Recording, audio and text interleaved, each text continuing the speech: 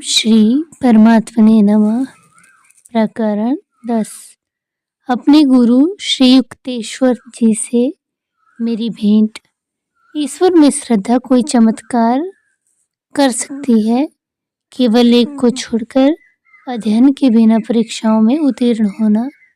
झुंझलाकर मैंने यह प्रेरणाप्रद पुस्तक बंद कर दी, जिसे मैंने खाली समय में एक दिन उठा लिया था।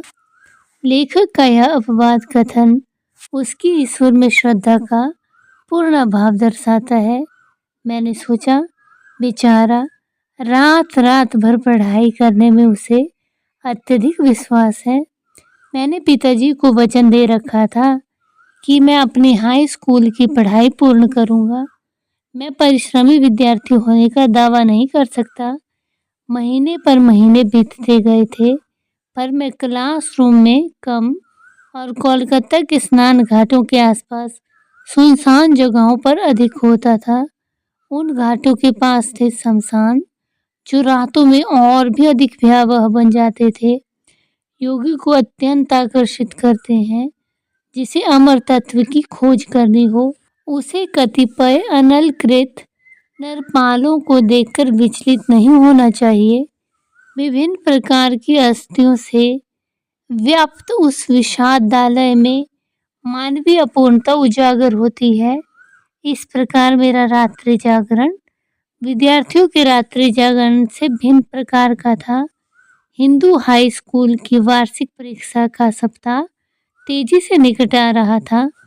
परीक्षा का यह समय भी भूत प्रेतों से युक्त उन शमशानों की तरह ही एक सुपरिचित दहशत मन में उत्पन्न करता था। फिर भी मेरा मन शांत था। भूत पिशाचों के क्षेत्र में जा जाकर मैंने एक ऐसे ज्ञान को खोद कर निकाल रखा था जो स्कूली कक्षाओं में कभी नहीं मिल सकता। परंतु मेरे पास स्वामी प्रणवानंद जी का कौशल नहीं था, जो एक ही समय में दो स्थानों पर आसानी से उपस्थित हो सकते थे। मेरा तर्क, यद्यपि अनेक लोगों को अफसोस या कुतर्क लगता है, यह था कि प्रभु मेरी दुविधा को समझकर मुझे उससे उबार लेंगे। विपत्तियों से तत्क्षण उबारने के ईश्वर के हजारों स्पष्टीकरण कारनामों से भय के मन में ऐसी तर्क शून्यता आ जाती है। अरे मुकुंद, आजकल तो तुम्हारे दर्शन ही नहीं होते। एक दिन अपराह्न गढ़पार रोड पर मेरी ही कक्षा की एक सहपाठी से अचानक भेंट हुई तो उसने मुझे कहा, ओ नंतू, लगता है स्कूल में मेरी अनुपस्थिति ने मुझे निश्चित तौर पर कठिन परिस्थितियों में डाल दिया है। मैंने उनकी स्नेहपूर्ण दृष्टि के आगे अपने हृदय का भार हल्का कर दिया।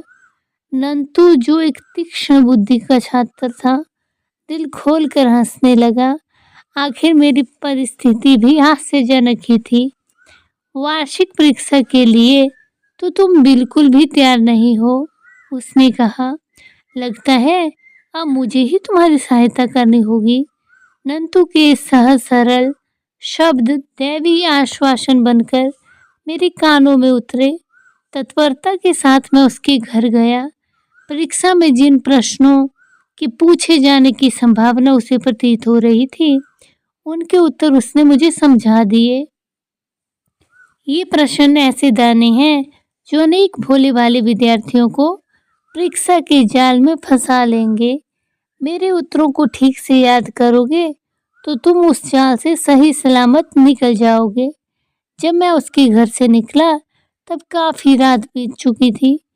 उधार की विद्वता से लबालब भरा हुआ मैं पूरे भक्ति भाव के साथ प्रार्थना कर रहा था कि अगले कुछ संकटपूर्ण दिनों में वह पांडित्य मुझ में बना रहे।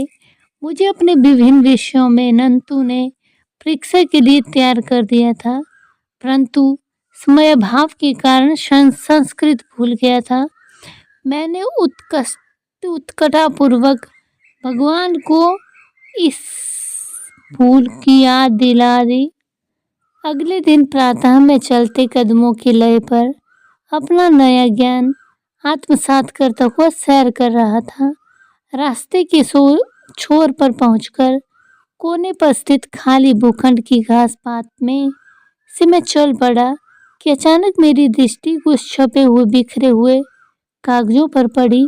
मैंने झटपट कागज उठा लिए। मेरा झपटना सार्थक भी हुआ। मेरे हाथ में संस्कृत के श्लोक थे। उनका अर्थ लगाने के लिए अपने उगमगाते प्रयासों में सहायता के लिए मैंने एक पंडित को पकड़ा। उनकी मधुर वाणी ने वातावरण को उस प्राचीन भाषा के निनादी मधुर सौंदर्य से भर दिया। इन असामान्य श्लोकों को सीखकर संस्कृत में तुम्हारी परीक्षा में कोई सहायता नहीं हो सकती। पंडित ने उन श्लोकों को निश्चयपूर्वक मेरे लिए बेकार ठहराया, परंतु उन श्लोकों का अर्थ जानने के कारण ही दूसरे दिन मैं संस्कृत की परीक्षा में पास हो गया। नंतू ने अपनी दूरदृष्टि से जो सहायता मुझे दी, उसके कारण मुझे अन्य सभी विषयों में उत्तीर्णार्क मिल गए। पिताजी खुश हुए कि मैंने हाई स्कूल की पढ़ाई पूरी करने का अपना वचन निभाया। मेरी कृतज्ञता ईश्वर के चरणों में समर्पित हुई। मैं जानता था कि केवल उनकी प्रेरणा के कारण ही मैं नंतू के घर पहुंचा था और कूड़े से भरे भूखंड के अप्रचलित मार्ग से भी उन्हीं की प्रेरणा से गया था।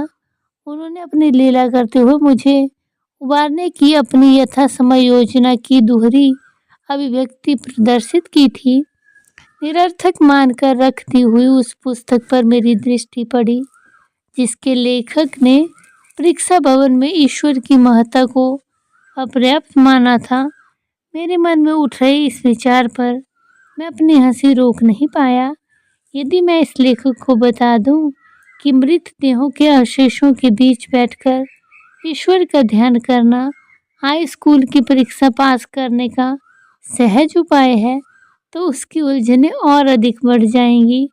नई प्रतिष्ठता से गौरवान्वित होकर अब मैं खुले रूप से घर छोड़ने की योजना बनाने लगा।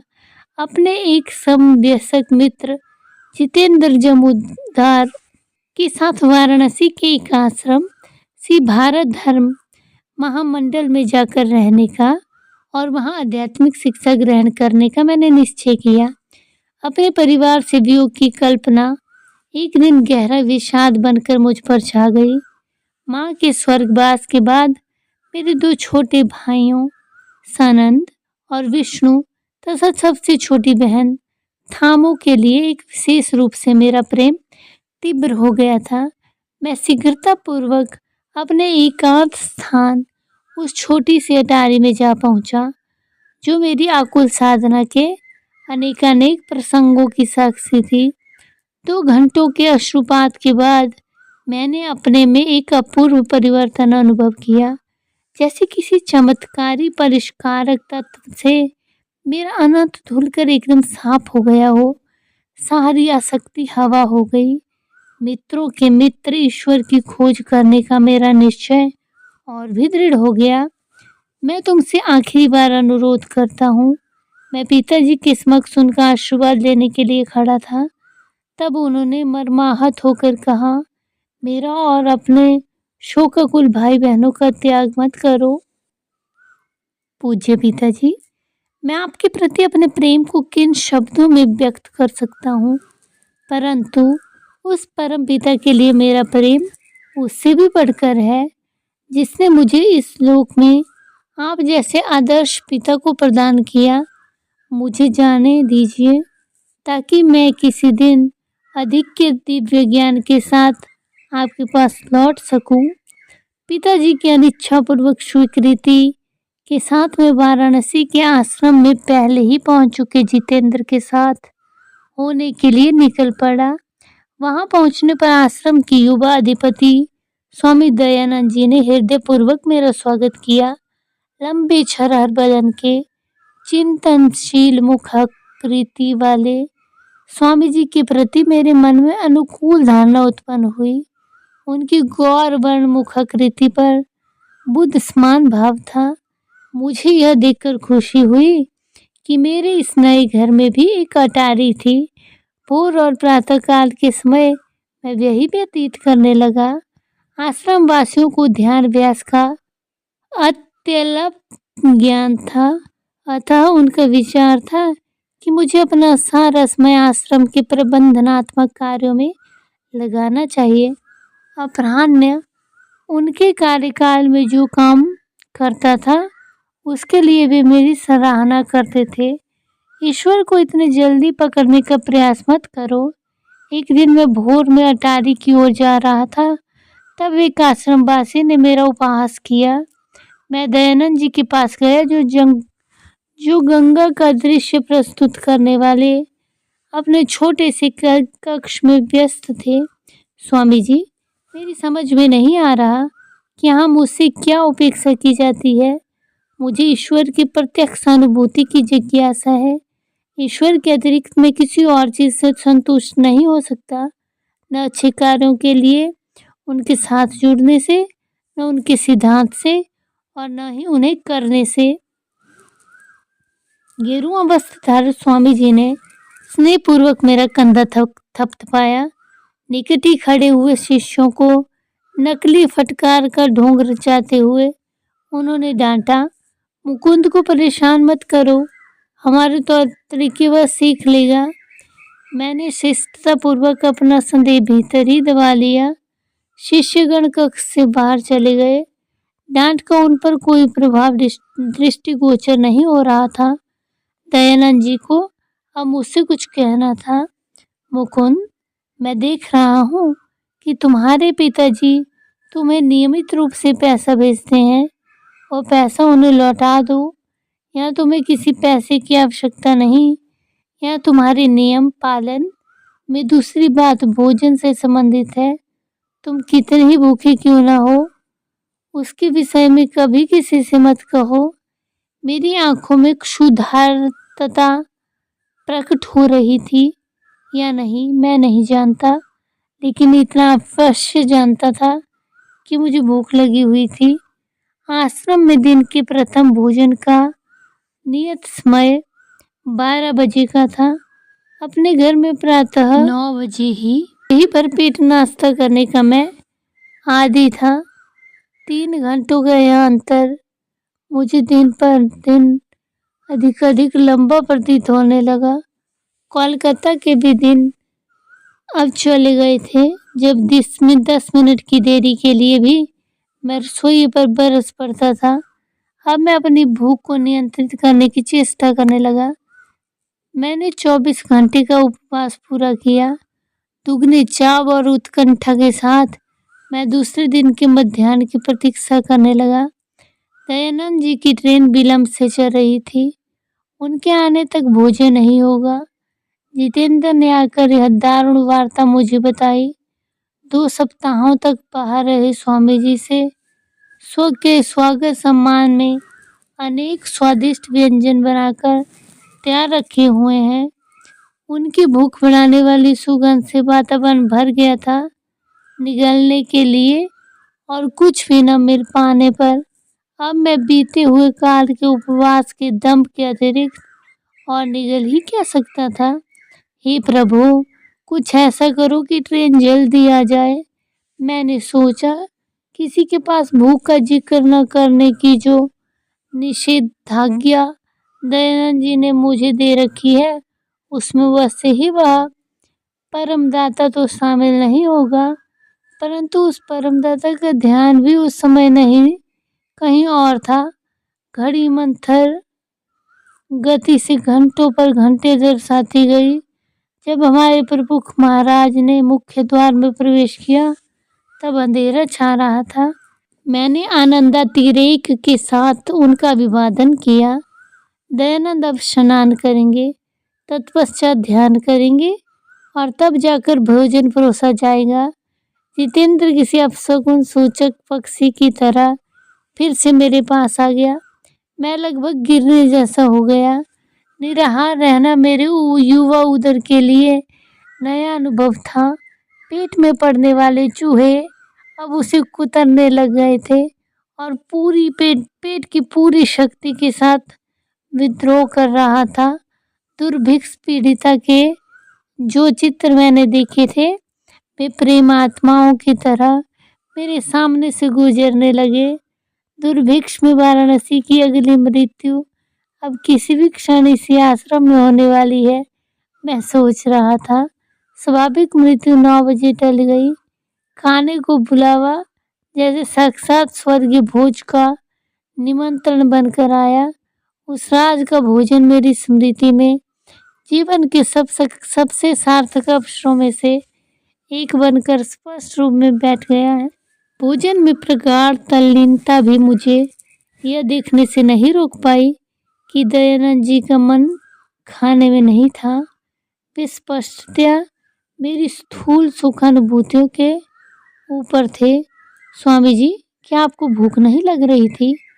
पेट फटने तक खाकर तृप्ति का अनुभव करता हुआ मैं उनके काम करने के कमरे में उनके साथ अकेला था। हाँ, भूख तो अवश्य लगी थी, उन्होंने कहा। पिछले 4 घंटे से मैंने कुछ भी खाया पिया नहीं था। मैं ट्रेन में कभी कुछ बाहर का नहीं खाता, क्योंकि वहाँ का वातावरण संसारी लोगों के विविध प्रकार के संपंदनों से भरा रहता है। मेरे संप्रदाय से के सन्यासियों के लिए निर्धारित सारे शास्त्रीय नियमों का मैं कड़ी से पालन करता हूँ। आश्रम की कुछ समस्याएं मेरे मन में छाई हुई थी, इसलिए आज रात भोजन में मेरा मन नहीं था। जल्दी भी क्या है, कल मैं ठीक से भोजन करने का ध्यान रखूंगा। वे हंस पड़े। लज्जा के मारे मेरा दम घुटने लगा, परंतु कल की यंत्रणा को आसानी से भूल भी तो नहीं दिया जा सकता था। मैंने और एक बात कहने का साहस किया। स्वामी जी, आपके आदेश से मैं उलझन में पड़ रहा हूँ। कल्पना कीजिए कि मैं कभी खाना न मांगूं और कोई अपने आप मुझे खाना न दे, तब तो मैं भूख से मर ही जाऊंगा। तब मरो, इस भयंकर उपदेश ने जैसे वातावरण में विस्फोट कर दिया। यदि मरना ही पड़ा तो मर जाओ। मुकुंद, कभी भी यह मत मानो कि भगवान की शक्ति से नहीं, अन्न की शक्ति से जीवित रहते हो। जिसने भरण पोषण के सब प्रकार का सृजन किया है, जिसने भूख भी दी है, वह भगवान अपने भक्तों का भरण पोषण भी अवश्य करेगा। कभी यह कल्पना भी मत करना कि तुम चावल से जीवित हो या रुपया पैसा या लोग तुम्हारा पालन पोषण करते हैं। यदि प्रभु तुम्हारी प्राण शक्ति को वापस ले ले, तो क्या इनमें से कोई तुम्हारी सहायता कर सकेगा? ये सब तो उस समय भगवान के ही साधन मात्र हैं। क्या इसमें तुम्हारा कोई अपना कर्तव्य है कि अन्न का तुम्हें पेट में पाचन होता है? विवेक की तलवार का उपयोग करो मुकुंद। माध्यम की जंजीरों को काट दो और अब सबके पीछे विद्यमान परम कारण को पहचानो। अपने वेदक शब्द मुझे अपनी किसी गहरी मज्जा में उतरते प्रतीत हुए। तहस नहस हो गई प्राचीन काल से चली आ रही वह भ्रांति, जिसके कारण शरीर के आदेश आत्मा को झुका देते थे। वहीं उसी क्षण मैंने परमात्मा की सर्वसमर्थता का रसास्वादन किया। आगे के मेरे अविराम भ्रमणशील जीवन में कितने ही अपरिचित शहरों में वाराणसी के उस आश्रम में प्राप्त उपदेश की उपयोगिता को सिद्ध करने के लिए कितने ही अवसर आए। कोलकाता से मैं साथ लाई हुई मेरी एकमात्र दौलत थी साधु का वह चांदी का ताबीज, जो माँ ने मेरे लिए रख छोड़ा था। वर्षों तक संभाल कर रखते हुए अब मैंने उसे आश्रम में अपने कमरे में सावधानी पूर्वक छुपा कर रखा था।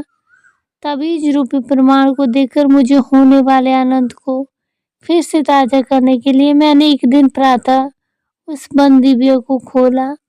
सीलबंद लिफाफा तो जैसे कि वैसा था, परंतु आश्चर्य, ताबीज गायब था। शोकाकुल होकर मैंने हर संदेह को मिटाने के लिए लिफाफा फाड़ कर देखा। साधु की भविष्यवाणी के अनुसार जिस शून्य से साधु ने उसे आमंत्रित किया था, उसी शून्य में वह वापस चला गया था। दयानंद जी के शिष्यों के साथ मेरे संबंध क्रमशः अधिकारिक बिगड़ते चले गए। मेरी दृढ़ उदासीनता से चिढ़कर सारे आश्रमवासी मुझसे दूर हो गए। जिस आदर्श के लिए मैंने अपने घर को और अपनी सारी लौकिक आशा आकांक्षाओं को छोड़ दिया था, उस आदर्श का ध्यान करने की मेरी दृढ़ नियम निष्ठता पर चारों ओर से छिछली तानाशाही होने लगी। दारुण आत्मिक दुख से व्यथित होकर एक दिन भोर को ही मैंने यह निश्चय किया कि अटारी में प्रवेश किया कि जब तक उत्तर नहीं मिलेगा तब तक मैं प्रार्थना करता ही जाऊंगा। हे करुणामयी जगन्माते, या तो तुम स्वयं ही दिव्य दर्शनों के माध्यम से मुझे सिखाओ, या फिर जिसके माध्यम से सिखाओगी उस गुरु को भेज दो। कई घंटे बीत गए, पर सुबह सुबह कर की जा रही मेरी प्रार्थनाएं का कोई उत्तर नहीं आया। अचानक मुझे ऐसा लगा मानो मैं सशरीर ऊपर उठता हुआ असीम महाशून्य में पहुंचा गया हूँ। तुम्हारे गुरु आ जाएंगे। महाशून्य ने मानो सब तरफ से, पर न जाने कहाँ से एक दिव्य नारी स्वर गूंजा। इतने में असीम जगत के उस दिव्य अनुभव को एक निश्चित स्थान से आई चीख से छिन्न भिन्न कर दिया। नीचे रसोई घर से हबू नाम का एक युवा पुजारी मुझे पुकार रहा था। मुकुंद, बहुत हो गया ध्यान, यहाँ एक काम पर तुम्हें जाना है। कोई दूसरा दिन होता तो मैं उसे पलटकर जवाब भी दे दिया होता, परंतु अब मैंने अपना अश्रुसिक्त रो रो कर सूजा हुआ चेहरा पूछा और चुपचाप उसके पास चला गया। हब्बू और मैं वाराणसी के हमारे आश्रम से दूर स्थित बंगाली टोले के बाजार में जाने के लिए निकले। हम बाजार में सामान खरीद रहे थे। सूर्य तप्त हो रहा था, पर अभी मध्याह्न नहीं हुआ था, इसलिए उसने अपने उग्र रूप अभी धारण नहीं किया था। हम दोनों गृहिणियों, गाइडों, पंडे पुरोहितों, सादे वस्त्र धारण कर रखी विधवाओं, सामान्य ब्राह्मणों और वाराणसी में सर्वत्र विचारणशील सांडों की रंग बिरंगी भीड़ में से रास्ता निकालते जा रहे थे। हम आगे आगे बढ़ते जा रहे थे कि मैंने अपनी गर्दन घुमाकर एक आसानी से ध्यान में भी न आने वाले संकरी गली की ओर देखा। गली के छोर पर स्वामियों का गेरुआ परिधान धारण किए हुए एक महापुरुष निश्चल खड़े थे। उन पर दृष्टि पड़ते ही मुझे ऐसा लगा मानो युग युगांतर से मैं उन्हें जानता था। एक क्षण के लिए मेरी प्यासी आंखों ने उनका लोलुपता से पान किया, परंतु फिर मन में संशय जाग उठा। मेरा मन कहने लगा, इस परिव्राजक सन्यासी का चेहरा तुम्हारे किसी परिचित से शायद मिलता जुलता है। स्वप्नदर्शी चलते रहो। 10 मिनट पश्चात मेरे पांव सुन्न हो गए। ऐसा लगा जैसे दोनों पांव पत्थर बन गए हों और अब मेरा भार आगे ढोने में असमर्थ हो गए हों। बड़े परिश्रम से मैं पीछे की ओर मुड़ा, परंतु दोनों पांव स्वाभाविक अवस्था में आ गए। फिर पीछे मुड़ने पर पुनः वही विचित्र भारीपन लौट आया। वह महापुरुष मुझे चुंबकीय ढंग से अपनी ओर खींच रहे थे। इस विचार के मन में आते ही मैंने अपने थैले हब्बू के हाथ में थमा दिए। वह आश्चर्य से मेरे पाँव का नाच देख रहा था। अब वह खिलखिलाकर हंस पड़ा। तुम्हें क्या तकलीफ है? पागल तो नहीं हो गए?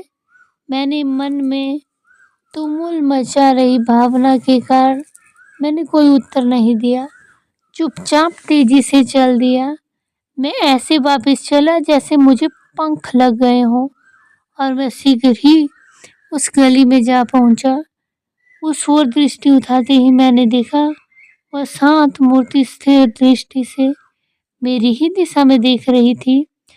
कुछ ही उत्कंठापूर्वक कदम मैंने उठाए तो सीधे उनके चरणों में पहुंच गया।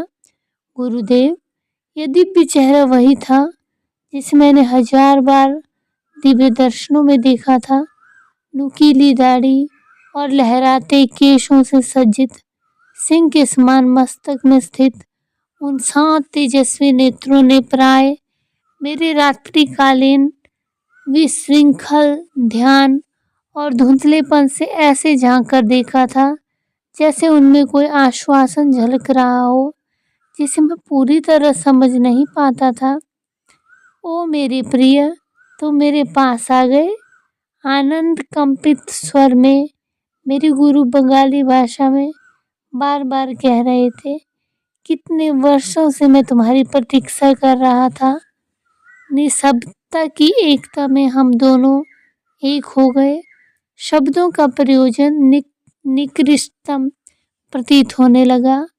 कायल करने वाला संवाद गुरु के हृदय से शब्द रहित सांत्वना बनकर शिष्य के हृदय में समाता चला गया।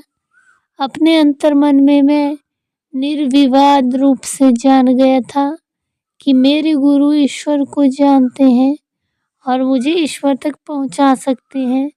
इस जीवन का अंधकार पूर्व जन्म की स्मृतियों के मधुर अरुणोदय पर चक्रधार घूमते दृश्य है। इस जीवन का अंधकार पूर्व जीवन की स्मृतियों के मधुर अरुणोदय में अदृश्य हो गया।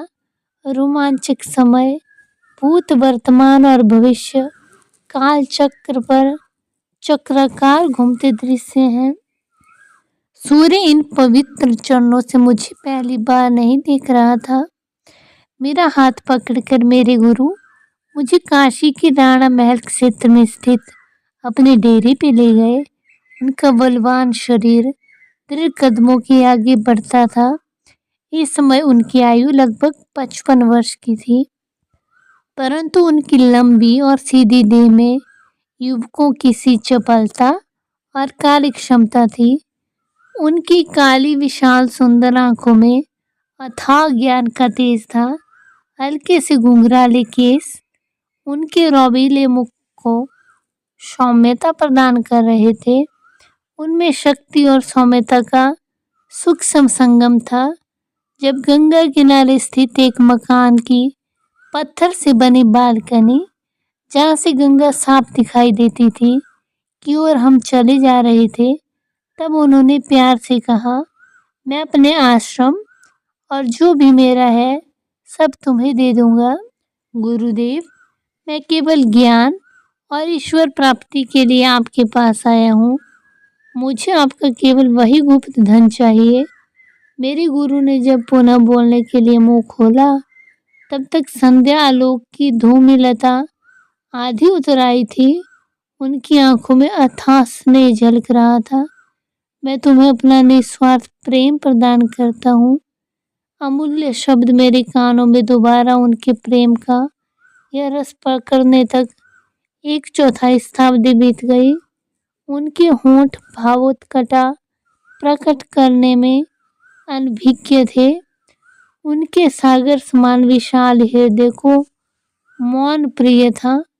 क्या तुम भी मुझे वैसे ही निस्वार्थ प्रेम दोगे? वे शिशु सुलभ आशा के साथ मेरी ओर देख रहे थे।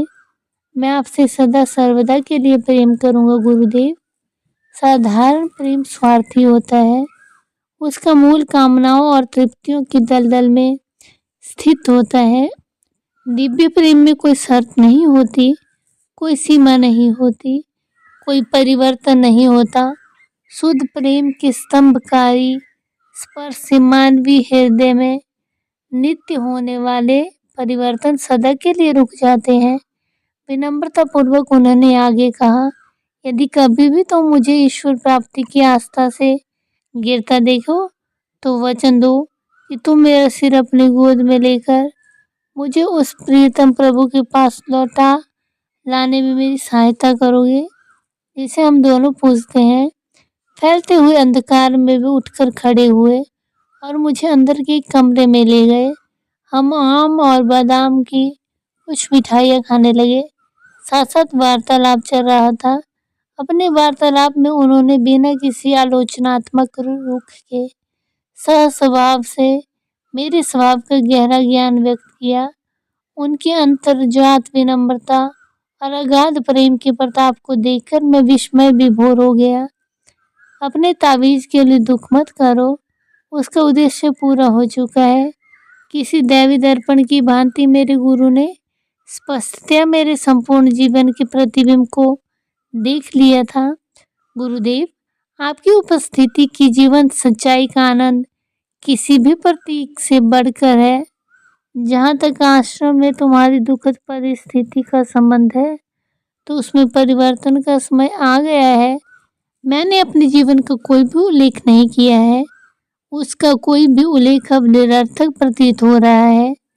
उनके सहज साधारण ढंग को देखते हुए यह बात मेरी समझ में आ गई थी कि उनकी दिव्य दृष्टि पर किसी प्रकार का विस्मय प्रकट करना उन्हें अच्छा नहीं लगेगा। तुम्हें कोलकाता लौट जाना चाहिए।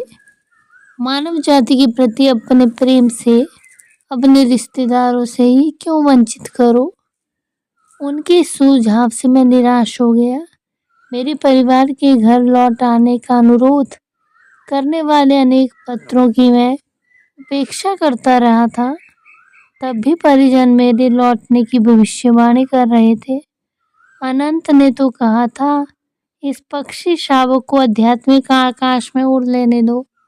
वहाँ के भारी वातावरण में इसके पंख थक जाएंगे। तब हम इसे घर की ओर नीचे झपट्टा मारते और अपने पंख समेटकर चुपचाप अपने पारिवारिक घोंसले में आराम करते देखेंगे। उत्साह भंग करने वाली यह तुलना मेरे मन में अभी भी ताजी थी और मैं कोलकाता की दिशा में कोई झपट्टा न मारने के लिए कृत संकल्प था। गुरुदेव, मैं लौटकर घर नहीं जाऊंगा, परंतु मैं आपके साथ कहीं भी जाने के लिए तैयार हूँ। कृपया करके मुझे अपना नाम और पता बता दीजिए। स्वामी युक्तेश्वर गिरी, मेरा मुख्य आश्रम श्री रामपुर में राय घाट लेन में है। यहाँ मैं केवल थोड़े दिनों के लिए अपनी माँ से मिलने आया हूँ। भगवान के अपने भक्तों के साथ गुड़ लीला देखकर मैं हैरान था। श्री रामपुर कोलकाता के केवल 12 मील दूर है, फिर भी उस इलाके में कभी मुझे अपने गुरु की झलक नहीं मिली। एक दूसरे से मिलने के लिए हमें यात्रा करके लाहिड़ी मासे की स्मृतियों से पुनीत प्राचीन नगरी काशी आना पड़ा।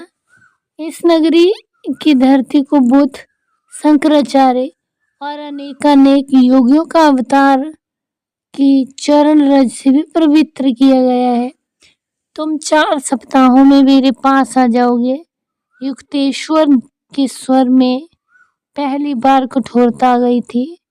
अब जबकि मैंने तुम्हें अपने चिरंतन प्रेम के बारे में बता दिया है और तुम्हें पाने पर अपना हर्ष प्रकट कर दिया है, तो तुम मेरे अनुरोध की अवहेलना करने पर तुले हुए हो। अगली बार जब हम मिलेंगे तब तुम्हें अपने में से मेरी रुचि को पुनः जागृत करना पड़ेगा। मैं आसानी से तुम्हें शिष्य रूप में स्वीकार नहीं करूंगा। मेरी कठोर शिक्षा के आज्ञा पालन द्वारा संपूर्ण समर्पण तुम्हें करना होगा। मैं दुराग्रह पूर्वक चुप रहा। मेरे गुरु ने शीघ्र ही मेरी समस्या को पहचान लिया। तुम समझते हो कि तुम्हारे रिश्तेदार तुम पर हंसेंगे। मैं लौटकर नहीं जाऊंगा। तुम 30 दिन में लौट जाओगे, कदापि नहीं। इस वाद विवाद से उत्पन्न तनाव में कोई कमी नहीं आई। मैंने उनके चरणों में आदरपूर्वक प्रणाम किया और वहां से चल दिया। अर्धरात्रि के अंधकार में आश्रम की ओर चलता हुआ मैं सोच रहा था कि हमारी इस अद्भुत भेंट का अंत इतना बेसुरा क्यों हुआ। माया का तराजू प्रत्येक आनंद के साथ समतुल्य दुख भी तौल देता है। मेरा किशोर मन अभी मेरे गुरु की रूपांतरकारी अंगुलियों के लिए पर्याप्त मुलायम नहीं बना था। दूसरे दिन सुबह मैंने देखा कि आश्रम वासियों का मेरे प्रति द्वेष भाव और भी अधिक बढ़ गया है।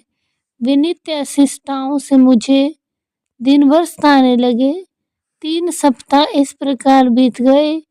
फिर दयानंद जी एक सम्मेलन में भाग लेने के लिए मुंबई चले गए। मुझ अभागे के सिर पर जैसे पहाड़ टूट पड़ा। मुकुंद परजीवी है। आश्रम की सुविधाओं का तो लाभ उठा रहा है, पर बदले में आश्रम के लिए कुछ नहीं करता।